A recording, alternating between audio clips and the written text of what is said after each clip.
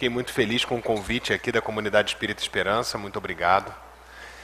E recebi uma incumbência de conversar com vocês sobre o Centro Espírita. Mas eu não vou falar sobre coisas ou abordagens que vocês já conhecem do Centro Espírita. A minha ideia hoje é apresentar o modelo espiritual do Centro Espírita. É enxergar o Centro Espírita como um organismo vivo, análogo ao nosso organismo espiritual. Quando eu chamo de organismo espiritual, eu estou me referindo à complexidade do ser humano. Corpo físico, perispírito e alma. Depois disso, a gente vai falar um pouco sobre as fases de desenvolvimento de uma organização aplicada ao Centro Espírita. E, por fim, dos fatores de sucesso de uma equipe que foram levantados por algumas consultorias de renome mundial em todas as empresas que deram certo nos últimos 50 anos e que também precisam estar presentes dentro do Centro Espírita. Isso é o planejamento para essa primeira hora. E na segunda hora a gente vai conversar sobre alguns problemas comuns, principalmente vinculados ao entendimento do Espiritismo. Para que a gente consiga aproveitar esse momento de aniversário da casa e destruir o que precisa ser destruído, conforme a lei de destruição, para abrir espaço para aquilo que precisa ser construído no seu lugar. A lei de destruição é essencial à lei de progresso. E é isso que a gente precisa fazer o tempo todo, se reinventar. No dia que o Espiritismo deixar de se reinventar, ele vai ser substituído por outro Espiritismo.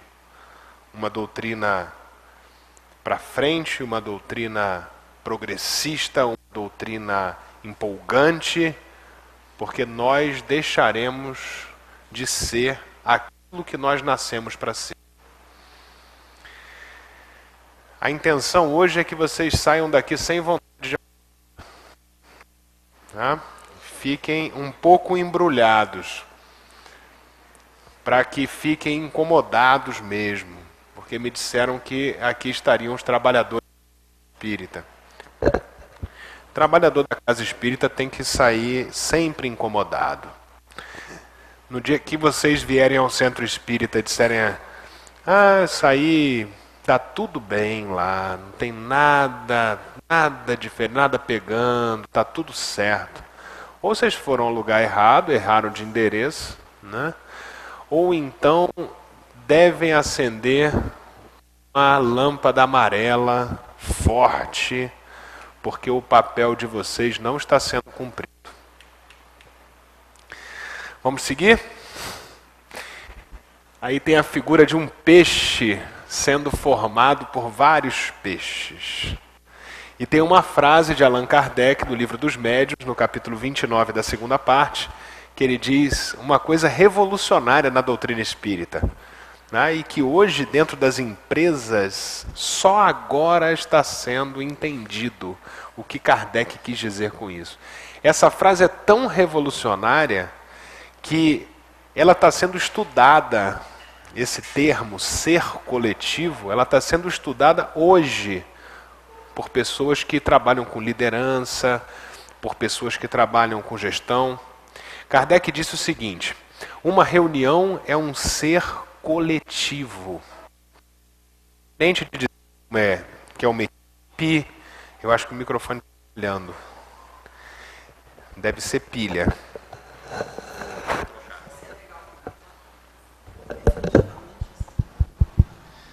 Valeu a tentativa. Alô? Bom, Kardec, quando diz, ele diz o seguinte: uma reunião é um ser coletivo. Então não é uma equipe, não é uma coletividade, não é um bando. Por melhor que seja a equipe, ela é muito mais do que uma equipe. Uma reunião é um ser coletivo.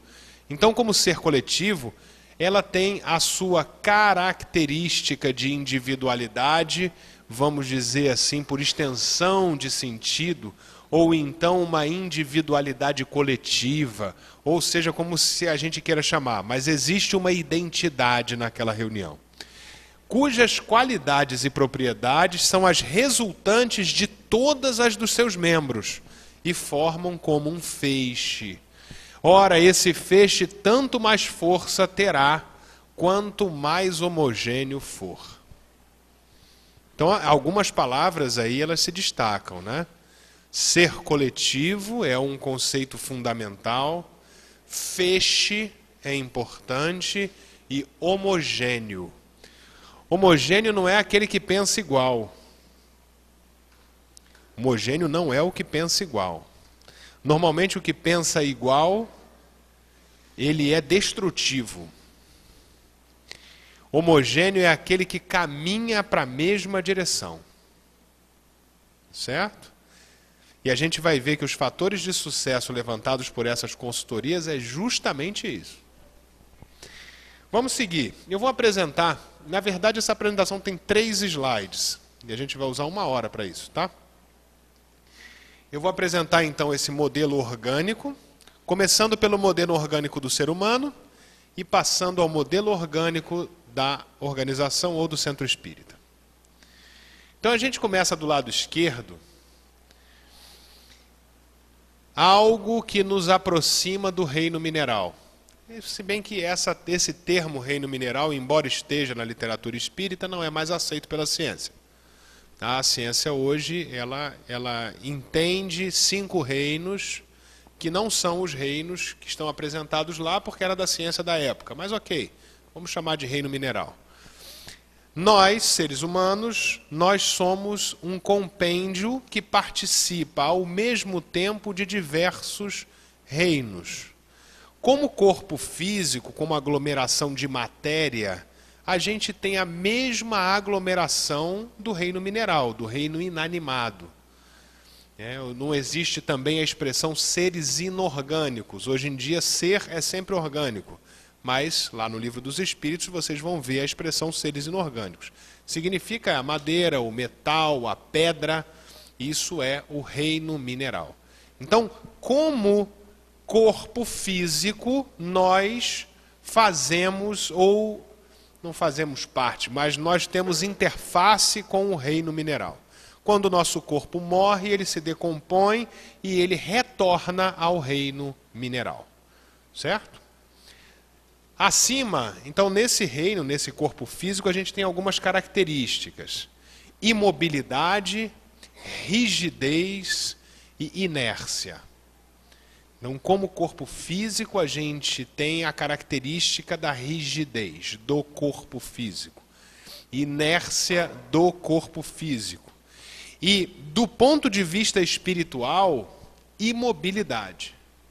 Ou vocês acham que o maior corredor, o maior nadador do mundo, por mais rápido que seja, ele pode se comparar em termos de frequência, em termos de velocidade, a velocidade do perispírito, a velocidade do pensamento, a velocidade que a alma tem. O corpo, ele, para todos os termos espirituais, é como se ele tivesse parado. A velocidade que esse corpo tem é muito pequena em relação à velocidade essencial do ser, que é a velocidade da alma. Acima do corpo físico, a gente tem uma figura, né, que convencionou-se chamar de um corpo. E aí nós temos vários nomes para isso. Duplo etérico, duplo etéreo, corpo vital ou compêndio de fluido vital. Não importa. Importa que quando nós encarnamos, a gente prensa uma quantidade de energia destinada a dar vitalidade ao corpo físico, e essa quantidade de energia, por estar prensada entre o perispírito e o corpo físico, ela forma uma espécie de corpo, que é, às vezes, visível aos médiuns através das suas emanações, como a aura, por exemplo, que vem desse segundo corpo, que é o corpo vital. Esse corpo vital nos faz ter os processos vitais típicos do reino vegetal. Então, embora alguns autores espíritas falem em princípio espiritual no reino vegetal, o Livro dos Espíritos diz que o reino vegetal tem apenas vida orgânica. Certo? Tá? É absolutamente claro no Livro dos Espíritos que o princípio independente da matéria começa a existir no reino animal. A gente pode revisar o Livro dos Espíritos? Pode. Aliás, a gente deveria ter feito isso. Mas não fizemos. E não fizemos por um único motivo. Porque nós desacostumamos a utilizar a metodologia espírita. Vamos chegar lá. O corpo vital, ou o duplo etérico, ou o duplo etéreo, ou o fluido vital, que nos liga ao reino vegetal, ele é responsável por alguns processos. São chamados os processos automáticos. Digestão, circulação, respiração. Então, quando o nosso corpo é como matéria, ele é interface com o reino mineral. Como vida, ele é interface com o reino vegetal pelo automatismo dos seus processos. E aí começa algo diferente, que também está presente no reino animal, que são os sentimentos e as emoções, e o início de racionalidade. Alguns autores chamam isso de corpo astral, mas a nomenclatura, o André Luiz chama de corpo espiritual, mas na nomenclatura kardeciana a gente vai ver a maior parte das vezes sendo chamado de perispírito. Tá? Algumas pessoas utilizam o perispírito contendo o corpo vital, outras pessoas preferem entender o perispírito sem conter o corpo vital. Eu estava uma certa vez, eu estava no Instituto de Cultura Espírita, com o querido amigo Jorge Andréia, estávamos num quadro como esse aqui, e nós estávamos discutindo justamente isso. O que o perispírito contém e o que ele não contém. E eu me lembro do Dr. Jorge, já estava bastante velhinho, com um casaco preto, pesado, e aí quando nós começamos a discutir, ele tirou o casaco, falou assim, eu vou tirar o casaco porque está ficando quente aqui dentro. É uma discussão, mas para a gente hoje não importa. O que importa é entender que em termos de emoções, em termos de sentimentos, em termos de simpatias, em termos de antipatias, nós estamos falando em uma relação entre espíritos. E o principal processo, a principal função do perispírito é a comunicação. Então o perispírito ele tem várias propriedades, várias funções, isso daria um seminário inteiro só sobre perispírito. Mas certamente a função principal do perispírito é a comunicação. A comunicação do espírito com o espírito no mundo espiritual, a comunicação de espírito a espírito, estando um no mundo físico através da mediunidade, tudo isso acontece pela interface, pela interpenetração de perispírito a perispírito. O campo vibratório desse perispírito, ele interfere com o campo vibratório de outro perispírito e com isso a comunicação se dá. Essa comunicação acontece tanto no campo racional como no campo irracional. Normalmente no campo irracional. Então quando a gente chega em algum lugar e diz assim, o meu santo não cruzou com o dele, isso é perispírito. Isso não tem nada a ver com santo nenhum. Isso é perispírito. O seu campo vibratório não combinou com o campo vibratório daquela pessoa. E aí, sem julgamento de valor, não quer dizer que um é espírito inferior e outro é superior, não. Às vezes, um é Flamengo, o outro é Fluminense. Eu estou exagerando, claro, mas às vezes as pessoas têm preferências diferentes, vivências diferentes, experiências diferentes, e com isso não é muito natural o contato emocional entre aquelas duas entidades. Certo? Outras vezes é uma questão de evolução espiritual mesmo. Você se sente intoxicado com a presença de outra pessoa. Não quer dizer que a outra pessoa seja inferior a você. Se ela for muito superior, você vai se sentir intoxicado também. Né? É como se você subisse num local que tem muito pouco ar. O ar é mais etéreo. Você sente falta de ar. É uma sensação parecida ao contato com espíritos mais superiores. Porque o campo perispiritual deles é mais rarefeito, menos materializado. Para a gente, isso se traduz como mal-estar, se você não estiver preparado para isso. É às vezes por isso que entidades muito superiores não conseguem se comunicar através de médiuns. A mediunidade não funciona.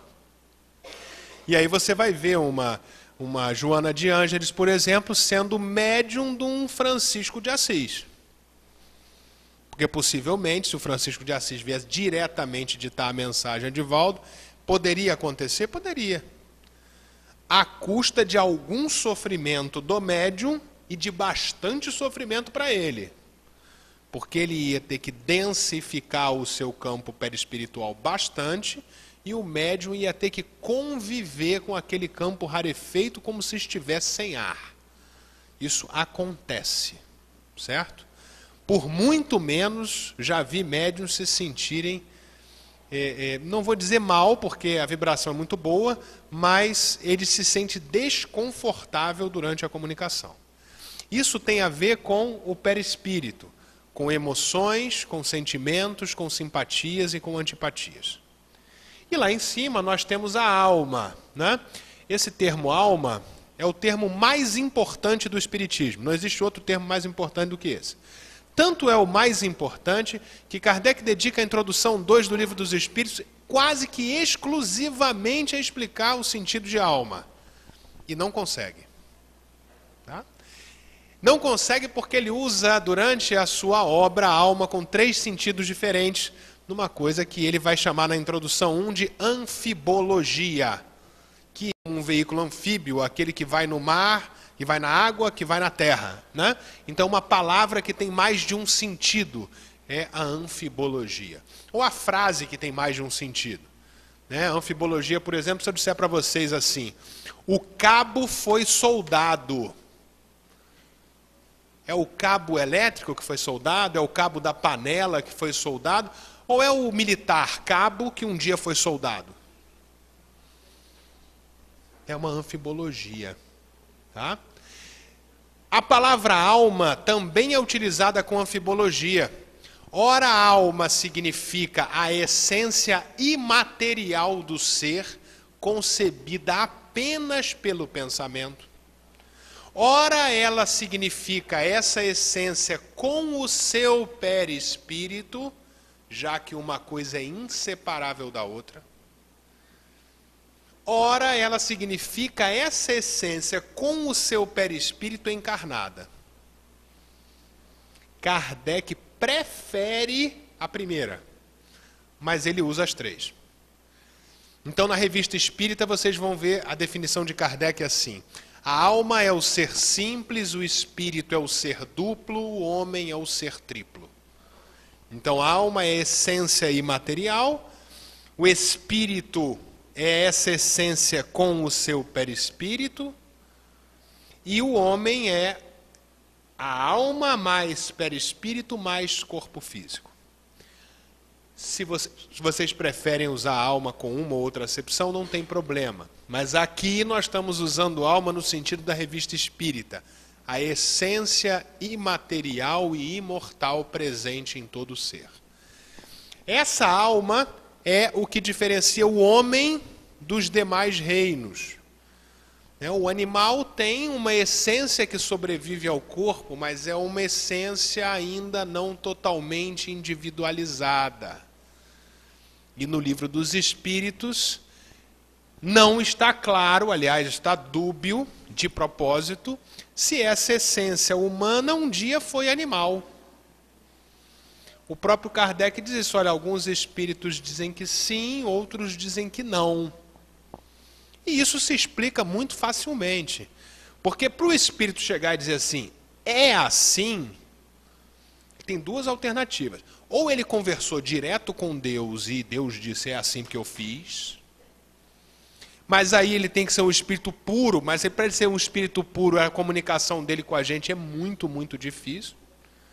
Provavelmente a gente jamais entenderia o que esse espírito está dizendo.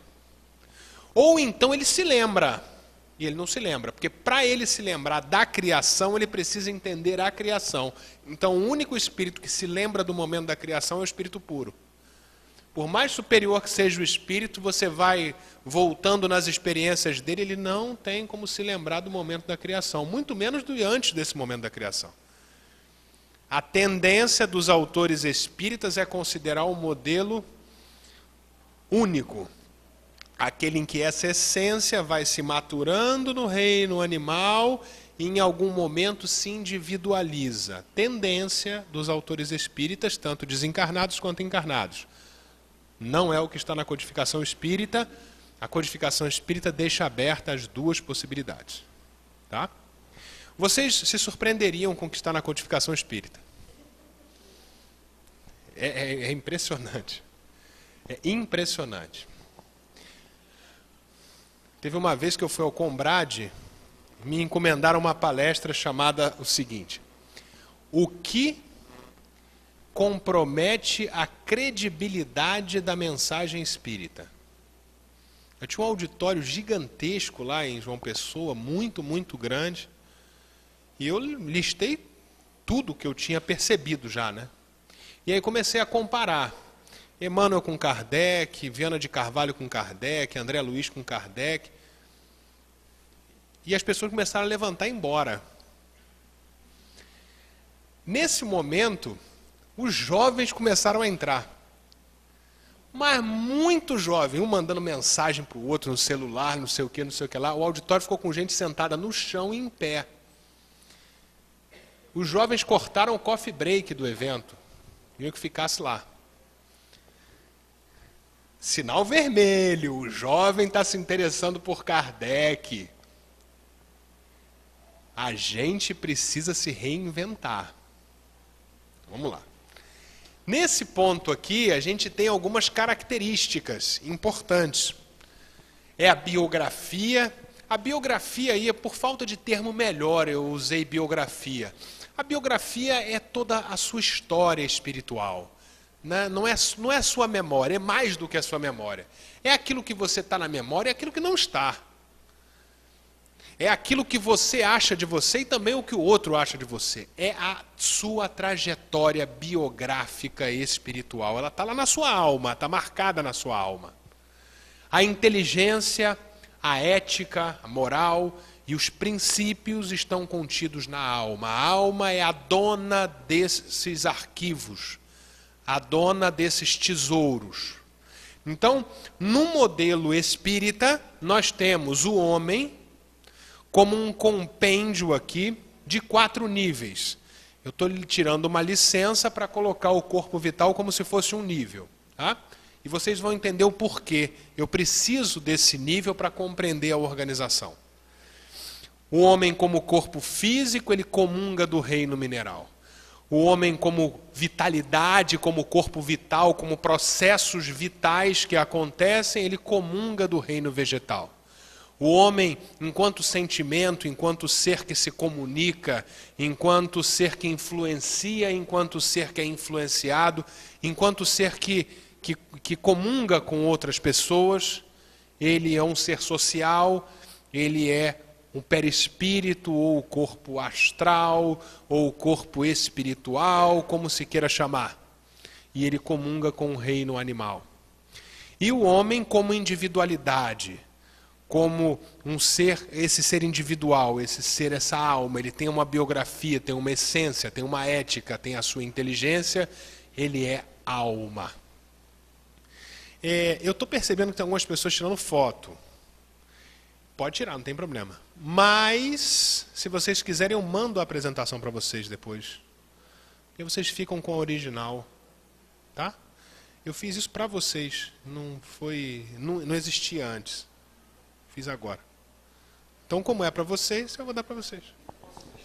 Tá bom?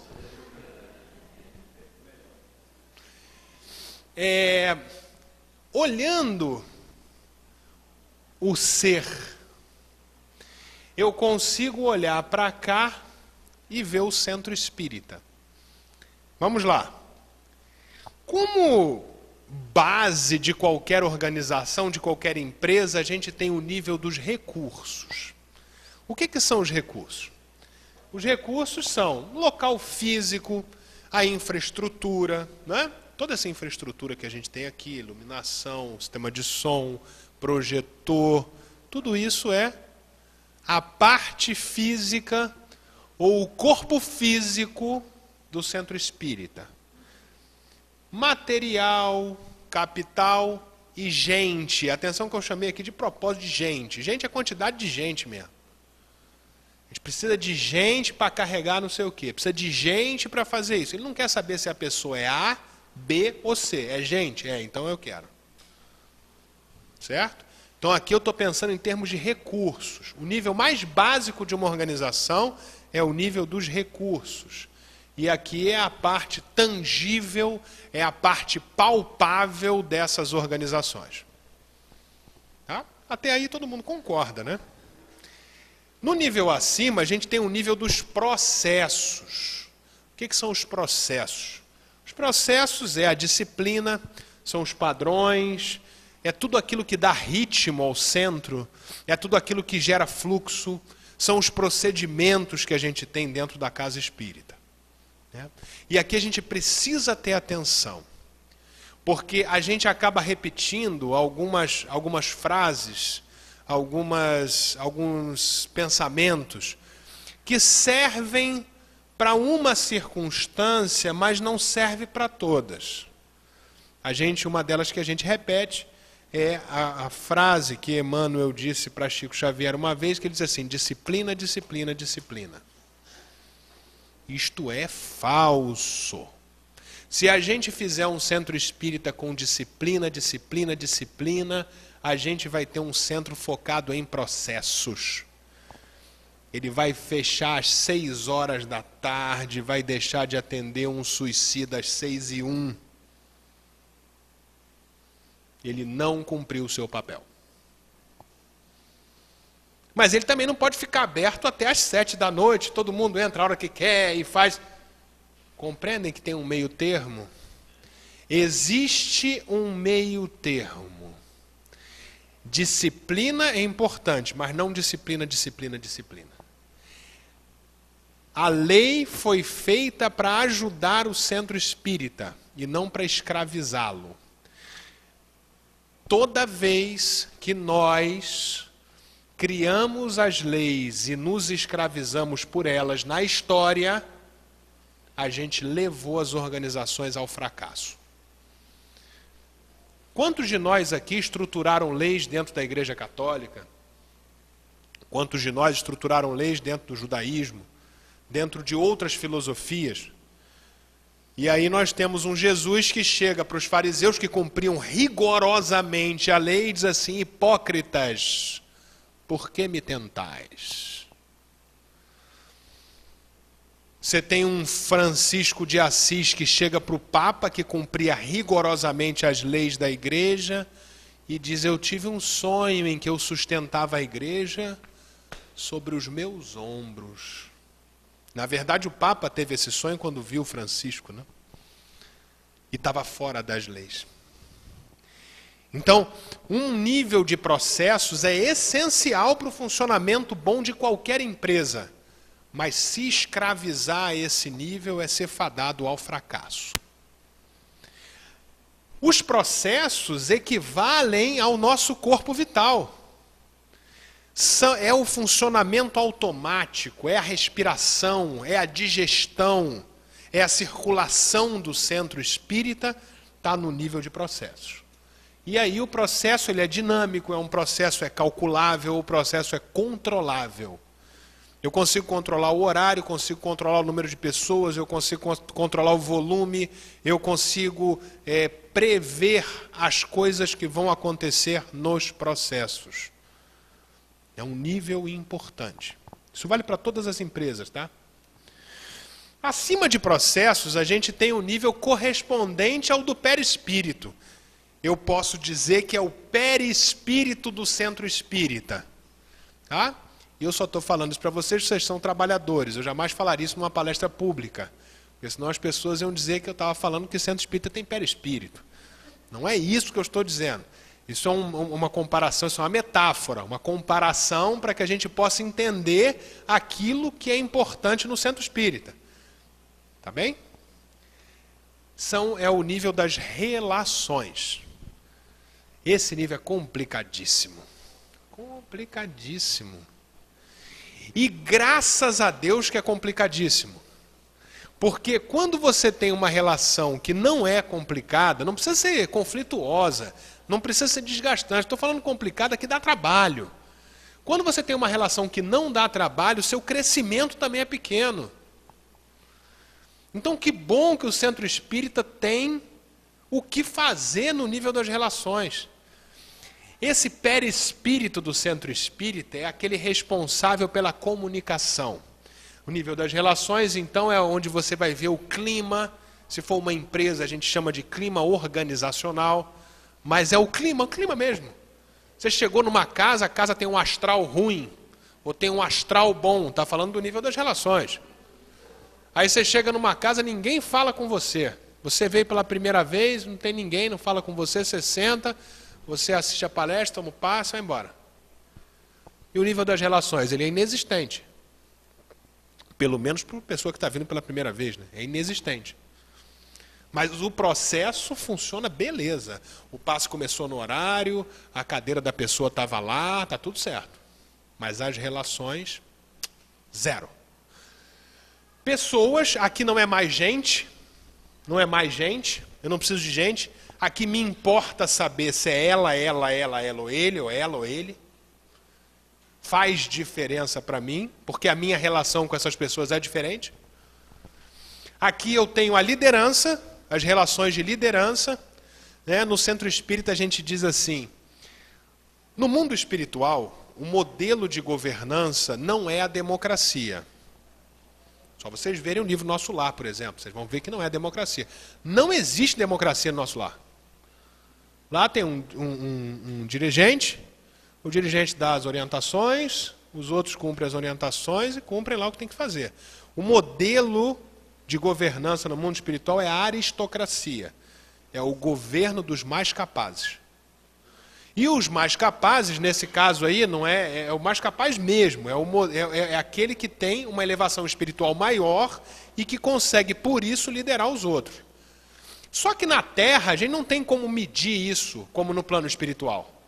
Né? Então, se a gente implementa uma aristocracia aqui, quem vão ser os mais capazes, entre aspas? É o que tem mais dinheiro, é o que tem mais influência, então vai dar tudo errado de novo. Certo? Então não adianta. Então a democracia é o menos pior que a gente consegue fazer, não tendo acesso a essa informação da aristocracia real ou da aristocracia espiritual. Mas no mundo espiritual não tem democracia. Vocês viram algum lugar do nosso lar que, não, vamos eleger o presidente aqui e tal, cada um vota aí na urna? Não tem isso, gente. Isso não existe. Democracia não é o melhor modelo, né? Ele é o melhor modelo possível dentro da nossa inferioridade espiritual. Mas no nível das relações, a liderança é essencial. No centro espírita, a liderança ela precisa ser reconhecida. Porque o líder ele não tem chicote na mão no centro espírita. Ele não ameaça você. Como é que ele vai fazer? Expulsar você do centro espírita? Grande coisa. Você vai ali e vai no outro centro espírita. Não gera prejuízo na sua vida nenhum. É diferente de um chefe no trabalho, né? Que ele pode mandar você embora e você fica sem dinheiro para pagar suas contas. Então, isso é uma grande vantagem. O centro espírita, ou ele vai construir lideranças que são reconhecidas pelas pessoas, ou ele está morto. Né? Chega uma pessoa que estranha a comunidade Espírita Esperança, mas que tem bastante dinheiro, e fala assim, olha, eu vou reformar tudo, vou fazer crescer, vou comprar mais um terreno, vou não sei o quê, babá, mas eu quero ser o presidente do centro. Vocês vão aceitar? É uma proposta interessante, hein? Qual é o mandato aqui? 3 anos? Proposta interessante. Mas matou o nível da liderança, né? Matou. Ele não tem liderança, ele não vai ser reconhecido pelas pessoas. Aí vocês vão ter um centro grande, todo moderno e tal, vazio. Nem desencarnado vem. Vale a pena? Gente, vale a pena? Não vale a pena. Liderança no centro espírita tem que ser reconhecida. Não dá para construir um centro espírita de outra forma. Comunicação e parcerias estão no nível das relações. Aqui a gente tem uma parceria com o Espiritismo.net. Parceria. Útil? Útil a todo mundo. Ótimo. A gente está divulgando a palestra, a gente está divulgando a casa, a gente está divulgando o Espiritismo.net para quem não conhece que está aqui. Útil para todo mundo. Isso é parceria. Isso está no nível das relações. E a comunicação. Né? O Rafael me presenteou com um último exemplar da revista de vocês, que eu achei muito interessante, isso é comunicação. E aqui tem uma coisa que lá no Cristófilos, lá no centro que eu frequento no Rio, só recentemente, de uns 5 anos para cá, começou a ter a divulgação de mensagens que são recebidas na casa. A gente passou por um período lá, isso também é relações, a gente passou por um período lá que a gente praticamente não recebia mensagem do mundo espiritual. Quando recebia, eram mensagens muito simplórias. E pelos mesmos médiuns que sempre estavam recebendo as comunicações. Ou então elas se diziam respeito a um caso específico, no caso de uma reunião de atendimento espiritual e tal, uma mensagem para ser divulgada. Né? Ficou alguns anos assim. E aí alguém perguntou isso para os espíritos. Eles disseram assim, não, a gente não vai ditar mensagem para vocês pegarem o papel e jogarem dentro da gaveta? Não. Vocês têm ideia do esforço que a gente faz para conseguir ditar uma mensagem através de um médium encarnado? Não. Ou vocês vão fazer um processo sério para selecionar, para melhorar, para corrigir, para divulgar essas mensagens, ou então a gente não vai ficar aqui ditando para vocês. Vocês acham que vocês são melhores do que os outros lá fora? Então foi assim uma chamada de atenção absurda para a diretoria da época, e aí essa diretoria resolveu que ia começar a divulgar as mensagens, automaticamente as mensagens começaram a voltar. Isso é comunicação, gente. E acima do nível das relações, a gente tem um nível... no nível das relações, isso tem gente que tem pavor disso aqui. É um nível qualitativo, é um nível incontrolável e é um nível influenciável. Então ele não tem aquele pensamento cartesiano de você consegue controlar os minutos e tal. Esquece, quando você está falando de pessoas, esquece. Não controla. Pessoas você não controla. O máximo que você consegue controlar das pessoas é a sua atitude exterior. Ponto. O que a pessoa está pensando, se ela está sentada na palestra, está pensando daqui para fora, está ausente, está se vinculando a um espírito obsessor lá do lado de fora, não sei o que, isso aí você não controla. A única forma de fazer isso é gastando tempo, é conversando, é se abrindo, é criando e valorizando o nível das relações dentro da casa espírita. E acima das relações, o equivalente à alma, né, ou a essência do ser humano, a gente tem o nível da identidade do centro espírita. Isso precisa ser cultivado. Né? O que é identidade? Aí estão os valores, a cultura, a história do centro. Isso que vocês fizeram hoje aqui é valorizar a identidade do centro. Certo? Principalmente para os jovens. E estão achando que estão brincando, mas não estão, não. Eles estão aprendendo a valorizar a identidade da organização. Valores, cultura, história, a missão e a visão de futuro.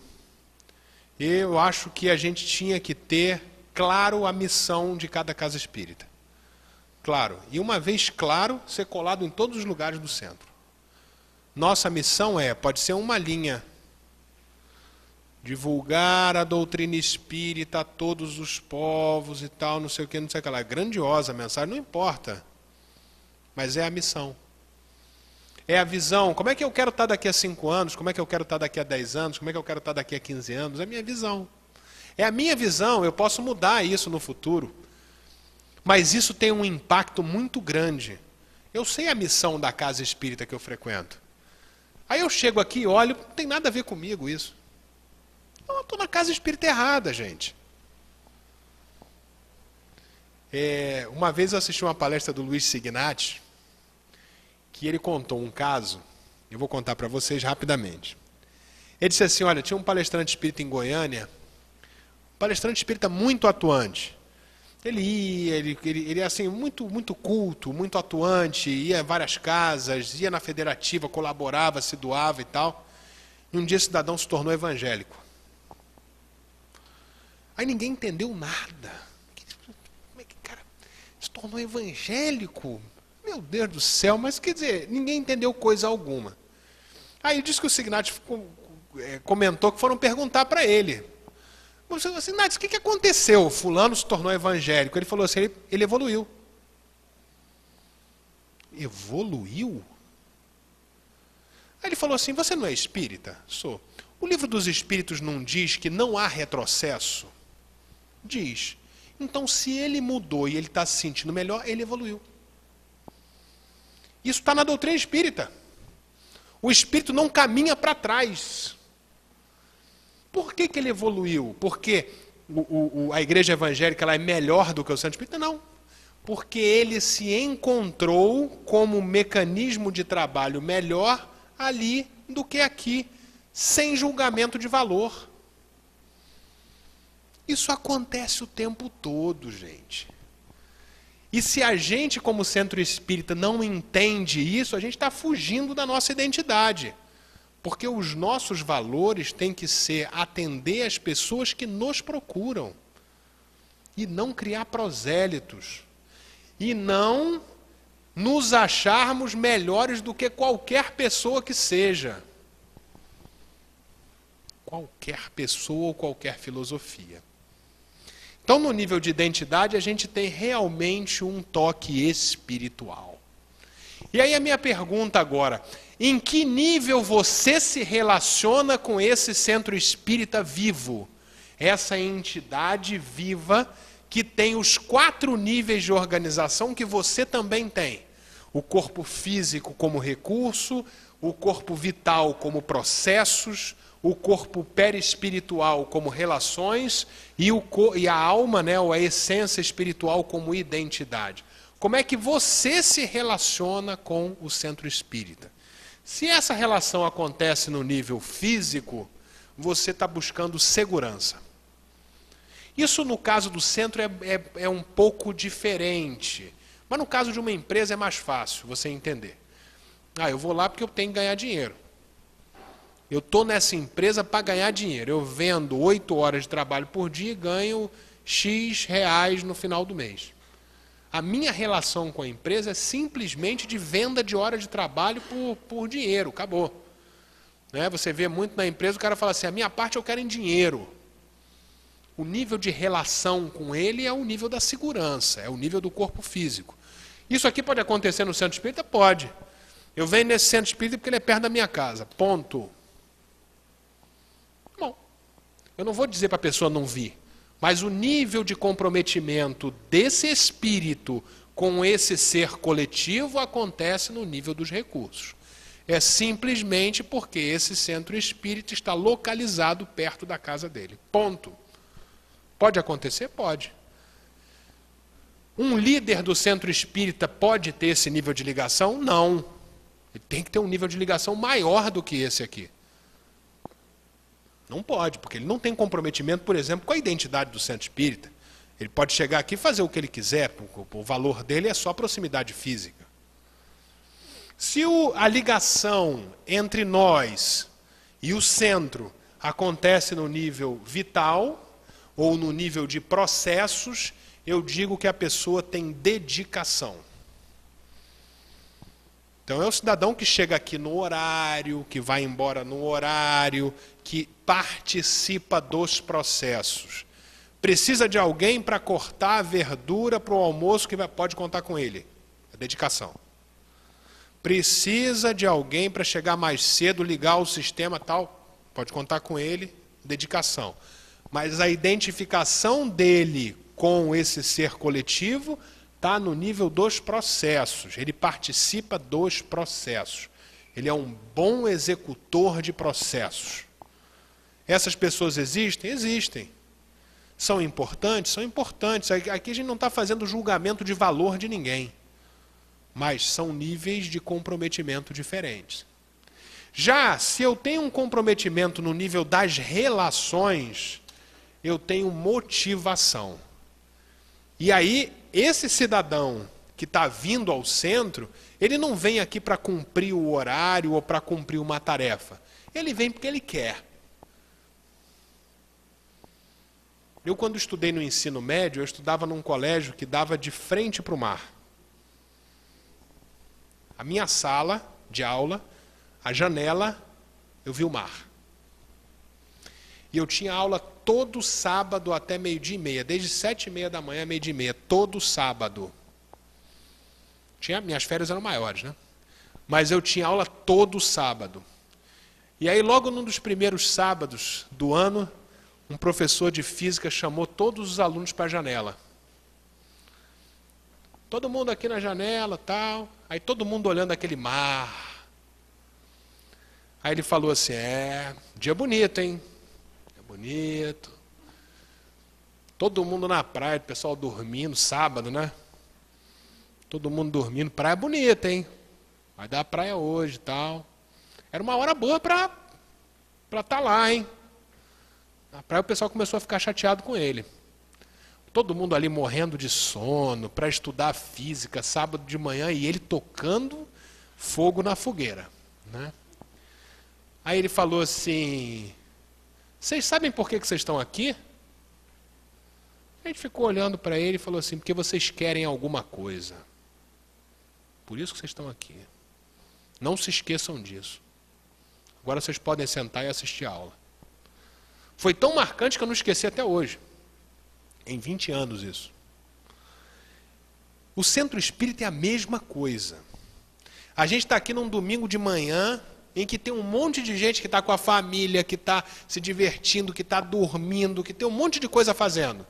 E vocês estão aqui assistindo Pedro falar sobre esse negócio. Vocês querem alguma coisa. Para estar aqui no domingo de manhã, não basta ter dedicação, é preciso ter motivação. Existe alguma coisa dentro de vocês que quer estar aqui. Porque senão vocês não viriam. Vocês não estão recebendo dinheiro. Vocês não têm nenhum controle. Vocês não vão perder nada não estando aqui. Né? Vai ficar mal lá com o presidente e tal, não sei o quê, mas o presidente é gente boa. Então não vai ter problema. Não é isso? Mas, por que as pessoas estão aqui? Porque estão motivadas. Então, o nível de relação, o nível de identificação com a casa está no nível das relações ou na motivação. Agora, o nível mais desejado é o chamado de identificação. Eu coloquei ali porque a alma, né, a gente não tem muito como representar, eu escolhi o desenho de um fogozinho. Né? Eu guardo umas figurazinhas assim para marcar. A identificação é quando os teus princípios, a tua ética, a tua forma de enxergar o mundo combina com a identidade da casa espírita. Então, quando eu olho a missão da casa espírita, quando eu olho a que a casa espírita se propõe fazer, o que ela se propõe fazer, eu me enxergo ali dentro. Então, nesse nível, a minha alma conversa com a casa espírita. No primeiro nível, é o meu corpo físico que conversa. No segundo nível, é a minha vitalidade. Eu estou doando a minha vitalidade para a casa espírita. No terceiro nível, já tem um componente sentimental ou emocional. Já é o meu corpo espiritual que está conversando com aquele ser coletivo. Mas no quarto nível, a minha alma conversa com o ser coletivo. E nesse nível, a gente tem a fusão de pensamentos. E é nesse nível e só nele que acontece o que Kardec falou antes. A formação de um feixe homogêneo. Enquanto as pessoas que estiverem trabalhando na casa espírita não se esforçarem para que o nível de identificação chegue até o profundo da alma delas, nós vamos ter problemas com os trabalhos. Os trabalhos vão ser bons, vão funcionar e tal, mas não vão estar no nível máximo que eles poderiam alcançar.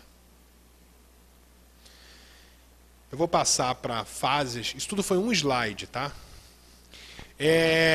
Eu vou passar para as fases de maturidade, mas eu queria saber de vocês o seguinte, eu vou demorar uns 15 minutos mais ou menos aqui. Sigo ou paro agora? Tá bom. Então aqui eu fiz um quadrinho, né? O engenheiro não pode deixar de fazer planilha, né? Eu fiz aqui um quadrinho com os 4 níveis: físico ou infraestrutura, né? Processos, pessoas e identidade, lado esquerdo. E coloquei mais 3 coisas ali embaixo: a força principal, a questão principal e a crise principal. Certo? Esse material aqui, ele foi baseado num material que foi desenvolvido também dentro da pedagogia Waldorf. É claro que se vocês... Teve um companheiro aqui que me perguntou assim, qual a bibliografia disso? Eu falei, olha, isso não está em lugar nenhum, porque isso aí é uma adaptação minha. Então, eu consigo indicar uma bibliografia para você sobre a pedagogia Waldorf, mas ela vai falar especificamente dos setênios.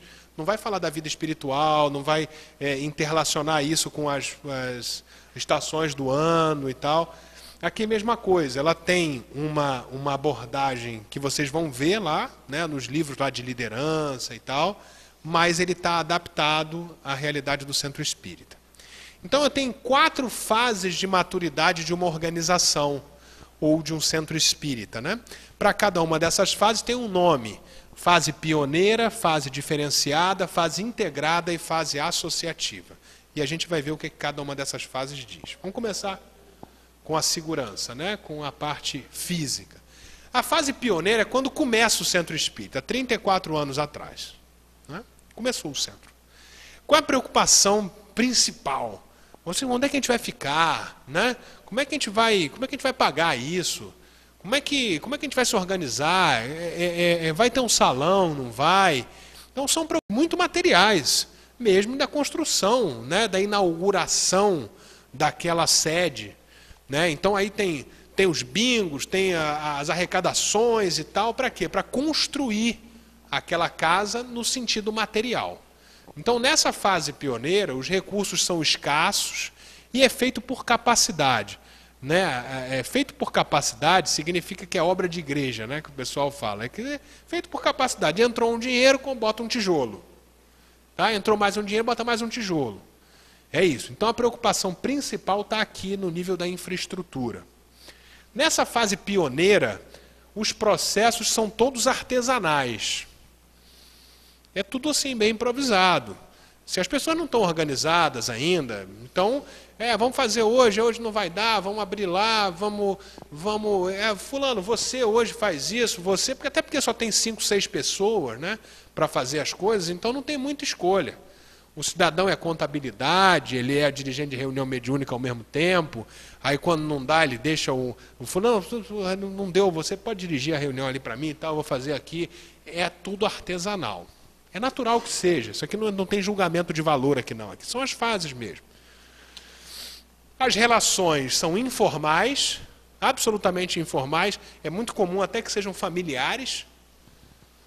Então, você não tem nenhuma relação de subordinação, você não tem nenhuma relação de departamento. As relações são absolutamente informais. É o fulano, Beltrano, ciclano, não sei o que, acabou, é isso. Relações são pessoais e informais. E a identidade é a identidade dos pioneiros. A identidade dessa organização é um reflexo da identidade dos pioneiros ou dos fundadores, né? Então, se a gente for ver no mundo empresarial, né, são aquelas empresas familiares. As empresas que começam são muito assim. Essas empresas têm a identidade dos seus fundadores ou dos seus pioneiros. É assim que começa. Então aqui, a força principal é a força dos fundadores. Se não é deles, não adianta, não vai para frente. Vai dizer assim, essa casa vai prosperar porque a gente já alugou o terreno. Não vai. Força do fundador. O fundador tem que ir lá, tem que abrir a casa, tem que limpar a casa, tem que... Tudo é ele. Tudo é com ele. Quem chega numa casa espírita, por exemplo, como o Cristóvão, tem 112 anos. Não tem mais isso, não é mais pioneira. Até porque os seus fundadores devem estar até reencarnados. Não estão reencarnados, porque recentemente a gente teve a mensagem de um desses fundadores, né? Todos não estão reencarnados. Mas a força é a força pessoal, é a dedicação que aquelas pessoas que começaram aquela organização têm. A grande questão é como crescer. Como é que eu vou crescer? Como é que eu vou me estabelecer? Porque eu não existo ainda, né? O limite entre existir e não existir é muito tênue. Eu estou querendo existir, eu estou querendo crescer. E a crise principal é a crise de crescimento ou de sucessão. E aí a gente vê muitas empresas em que isso é muito claro, né? Quando a empresa deixa de ser uma empresa pioneira e alguém chega assim, vamos botar uma gestão profissional, vamos... Então o fundador não, ele tem uma reação assim absurda. Não, eu sempre fiz assim, não sei o quê. Mas, olha, hoje em dia já tem computador, já tem... Não, eu sei que só funciona assim, que eu estou há 50 anos, que eu faço isso e tal. Pioneiro, isso é uma crise. É uma crise. Eu assisti a palestra do filho do fundador da Porto Seguro. Foi fazer uma palestra para a gente. E ele disse que a Porto Seguro passou por essa crise. Que o pai dele passou por essa crise. Lá, na Porto Seguro. E aí conseguiram colocar ele no conselho lá de administração.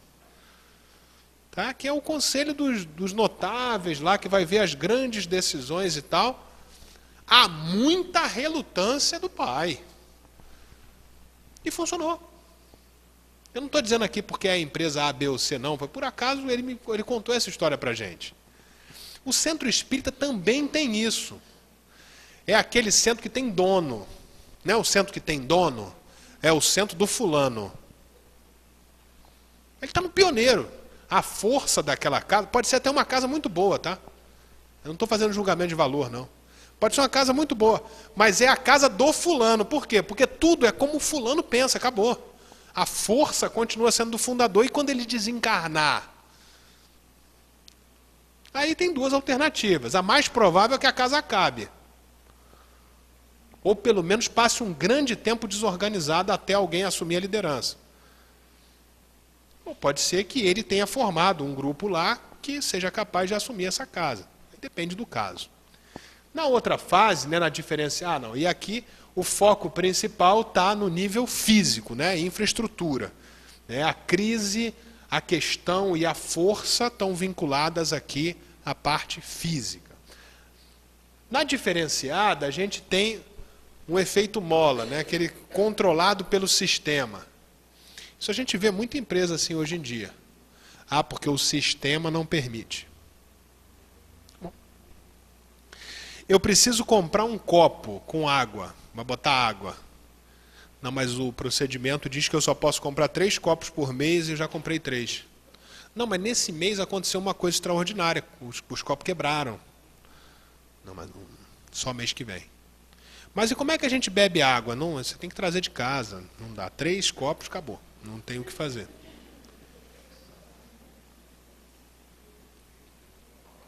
Controlado pelo sistema. Você tem um sistema, o processo é tão forte que ele controla a infraestrutura. Então o foco está aqui na sistematização. Em que eu crio o sistema para tudo. Crio o procedimento para tudo. Né? Aquela pessoa que ficava ali na porta da casa espírita, porque gostava de ficar ali conversando com as pessoas e tal. Aí você diz para aquela pessoa que faz isso há 30 anos, fala assim, não, agora você tem um procedimento aqui, você tem que seguir. Tal. Quando a pessoa chegar, você preenche uma ficha, nome e tal, não sei o quê. Tá bom. Mas, assim, se a pessoa não der o nome, você não pode continuar conversando com ela. Mas se a pessoa não quiser dar um nome, ela pode não querer dar um nome, ela só quer conversar. Não, aí não pode. Procedimento tem que botar um nome. Tem que entregar a ficha, mas eu não tenho como. Eu tenho que preencher a ficha inteira. Mas se ela não quiser me dar o CPF dela, não, então ela não pode conversar. Isso é controlado pelo sistema. Você fica escravo do seu procedimento. Tá? As relações aqui são controladas pelo sistema, então são formais. Todo mundo tem cargo. Todo mundo tem um título. E é conhecido pelo título. Na empresa, assim, né? Fulano do sistema tal. Fulano do departamento tal. Então, aquele cara que eu tratava antes e formalizava depois, eu não faço mais. A tratativa tem que ser toda formal. Olha, eu tenho que mandar em 3 vias, tem que imprimir o e-mail, tem que ter uma pasta que tem que organizar, tem que carimbar, tem que não sei o quê. Então, as relações passam a ser formais. É o oposto da fase pioneira, em que as relações eram informais.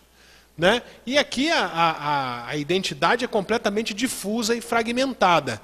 Ninguém, na verdade, pensa sobre identidade. As pessoas pensam sobre processo.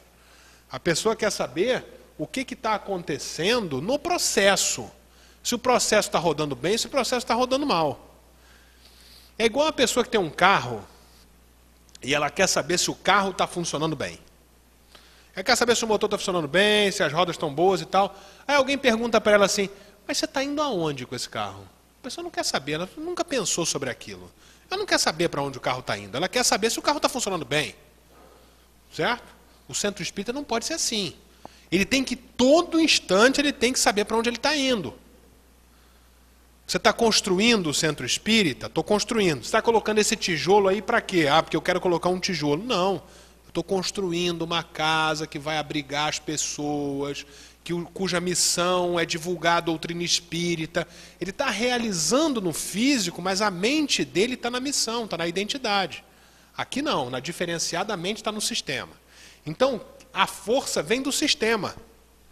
A questão é como é que eu domino a máquina. Isso é muito comum, né? A empresa fica escrava do próprio sistema que ela criou e ela entra em falência.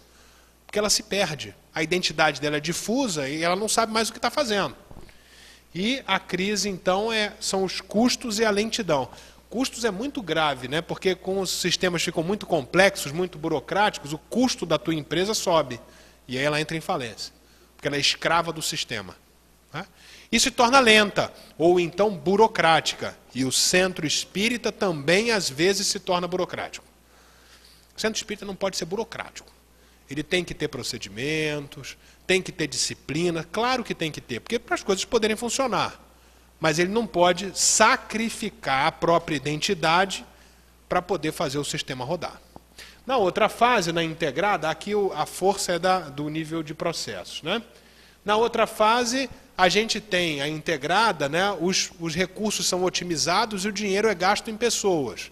Tem assim, um grande gasto em treinamento, investimento, né? Gasta-se tempo, gasta-se recursos nas pessoas.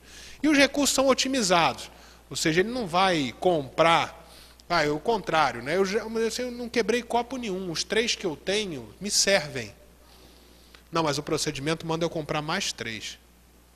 Não, mas tão bons ainda. Não precisa comprar nenhum. Pode? Não, o procedimento 3 por mês. O procedimento é 3. E aí ele compra 3, fica com 6. Aí no mês seguinte ele tem 6. Ele compra mais 3. Vai à falência. Né? Aqui não, aqui você já está pensando. O nível de processo, as empresas aí são adaptáveis e é o chamado foco no cliente. O que é o foco no cliente do centro espírita? A casa espírita existe para atender as pessoas. Ponto. Tem que atender. E nós também somos pessoas, né? Então, assim, também tem que servir para nós. Não é para atender só as pessoas de fora. Mas o centro espírita ele precisa atender as pessoas. O Espiritismo tem por finalidade a melhora do mundo, a melhora da humanidade. Então o centro também tem que ter essa finalidade. Senão ele tem que ser centro de outra coisa, mas não pode ser espírita. Se o foco dele é atender as pessoas, a gente tem que entender que esse foco precisa ter investimento na parte de relações. Então, os processos passam a ser adaptáveis para atender o foco do cliente. Então, aqui as relações são humanizadas, não são tão artesanais ou informais, e a gente tem um modelo de gestão participativa, que as pessoas são levadas em consideração, certo? E a identidade aqui é uma identidade construída de maneira compartilhada. Não é o cidadão que fala assim, olha, a sua identidade dentro do centro espírita é essa aqui. Não. Vamos construir a nossa missão, vamos construir a nossa visão. A nossa identidade vai ser formada pelas nossas experiências, pelas nossas perspectivas, pela nossa visão de futuro. Perfeito.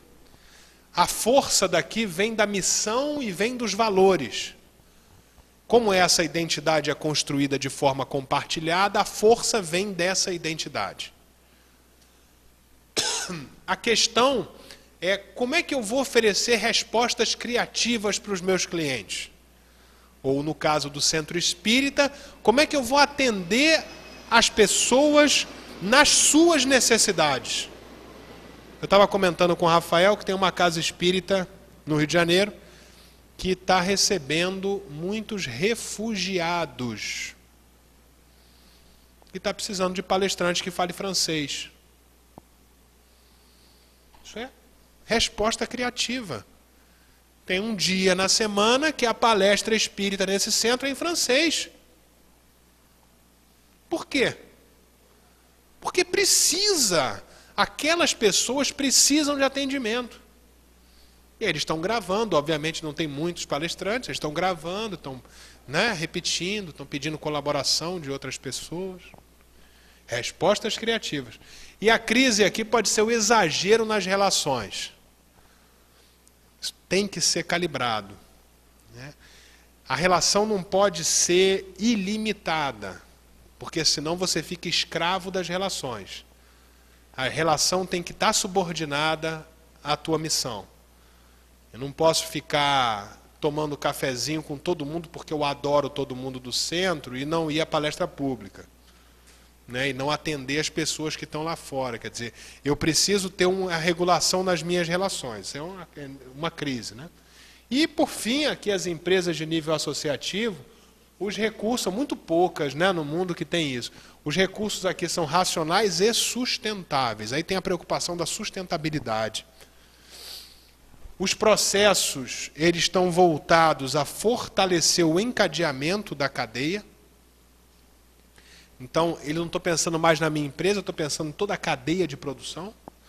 No caso do centro espírita, os meus processos já são não voltados só para casa, mas para todos aqueles com que a casa tem interface. Exemplo. Coleta seletiva de lixo. Isso tinha que ter começado dentro dos centros espíritas. Mas o que está acontecendo na prática? O centro espírita está sendo obrigado a fazer isso porque a lei caminhou antes do centro espírita. A sociedade civil andou na frente do centro espírita. Isso era impensável na época de Kardec. O espiritismo sempre foi progressista. Rampa de acesso a pessoas com deficiência. A lei caminhou na frente do centro espírita. Isso é inaceitável.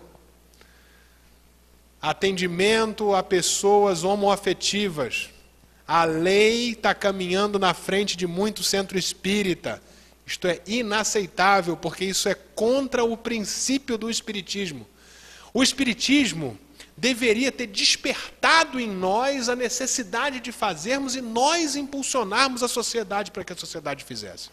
Esse era o pensamento de Kardec, quando quem lê a conclusão do Livro dos Espíritos chega a isso. O espiritismo ele deve impulsionar o progresso. E o que a gente tem visto hoje em dia, em muitos casos, é que as casas espíritas estão andando a reboque das leis. E ainda reclama quando é obrigado pela prefeitura a fazer rampa de acesso deficiente. Reclama quando tem que botar a coleta seletiva de lixo. Por quê? Porque nós, em algum momento, nos paralisamos no aspecto progressista do Espiritismo. E a gente precisa pensar sobre isso. Agora, o que aconteceu, aconteceu. Vamos fazer a rampinha, vamos botar a coletinha seletiva, está tudo certo, ninguém viu. Mas, o que a gente pode fazer daqui para frente? Que a sociedade vai se despertar só daqui a 5, 10 anos e que a gente pode fazer nascer no Centro Espírita. Aqui o nível das relações são relações mais amplas, né, porque enxergam o sistema ampliado. Não é mais o Centro Espírita, é o Centro Espírita com quem coleta o lixo, é o Centro Espírita com quem está participando de outra coisa aqui na rua, né, com quem está pensando em vaga, que precisa de vaga aqui na frente, mas que eventualmente essas vagas vão ser necessárias a um evento que vai ter do lado, então o Centro Espírita avisa, olha, amanhã não venham de carro. Porque nós conversamos aqui na rua, temos um companheiro que está precisando das vagas e tal. Isso é o sistema ampliado. E a identidade é uma identidade socioambiental. É uma identidade em que enxerga aquela empresa inserida num contexto maior do que ela própria. E aqui nesse ponto, a força é a consciência do mundo. Não tenho mais a consciência própria, é a consciência do todo. A questão é como eu cresço de forma sustentável. E aqui eu estou falando até em contatos com outros companheiros de outras filosofias. Né? Eu fui convidado para fazer um evento ecumênico na formatura de uma turma de enfermagem na UFRJ. E aí fui eu, um padre, um rabino e um pastor evangélico. Né? Falamos. Aí eu sentei com o padre, o pastor não tinha chegado.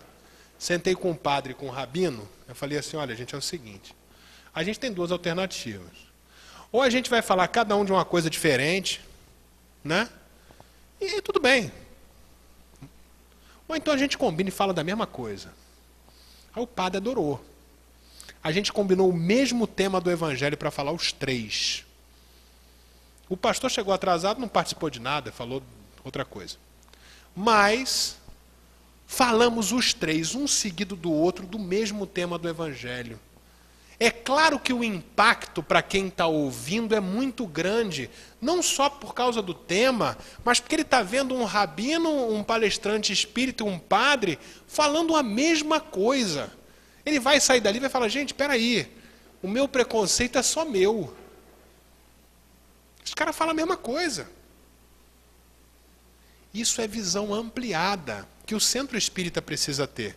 Esse padre chamou a juventude espírita do Cristóforos para conhecer a juventude espírita da igreja dele, participar de uma aula, e o contrário. E mandou os jovens dele irem lá para a casa espírita para participar de uma reunião de evangelização dentro do Centro Espírita. Padre Nelson. Isso aí é associativo. Isso aconteceu uma única vez, tá? Uma única vez. Mas é porque dizendo assim parece que é um centro, tá? Não, uma única vez. Mas é um gostinho daquilo que a gente pode ser, enxergando o mundo e não o próprio umbigo. E aqui, para finalizar, a crise que a gente pode ter é dos pés voando. A gente perde, tenta viver uma vida espiritual no mundo material.